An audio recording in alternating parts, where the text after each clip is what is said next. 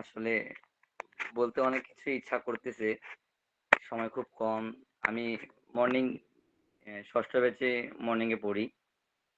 তো আলহামদুলিল্লাহ, মানে আমি প্রথমে হেফজ শেষ করছিলাম। তো হেফজ শেষ করার পর আমার খুব ইচ্ছা যে এই যে কোরআনটা শেষ করলাম, কোরআনটাকে বোঝার, যে শব্দে শব্দে অর্থ ওঠা বা কোরআনটাকে বোঝা আমার খুব ইচ্ছা ছিল। কিন্তু আসলে মানুষের দারিদ্রতা আছে, মানে আমার বাবা মা অত্যন্ত পরিশ্রম করে, তেমন ভালো মাদ্রাসায় পড়ে আর যাইতে পারি নাই। তবুও খুব ইচ্ছা ছিল যে যদি বাড়িতে থেকেই কিছু একটা সময় ব্যয় করে এভাবে যদি ঘরে বসেই কোরআন হাদিস এভাবে ব্যাখ্যা করে জানতাম, কতই না ভালো হতো। তো আলহামদুলিল্লাহ, আমি এভাবে অনেক কোর্স করেছি এভাবে কোরআন বোঝার জন্য, কোরআন শেখার জন্য।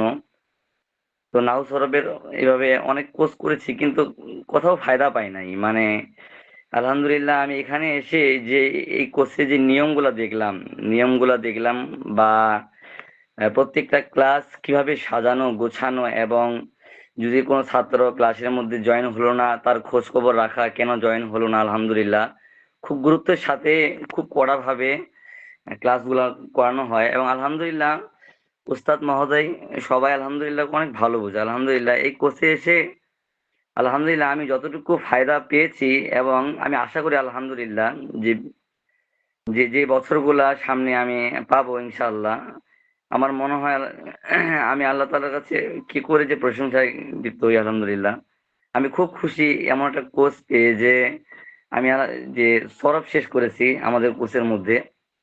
সরব শেষ করার পর যতটুকু কোরআন আমি শিখেছি, তো আমি আমার লক্ষ্যের মধ্যে আমি খুব নিকটবর্তী হয়ে আছি।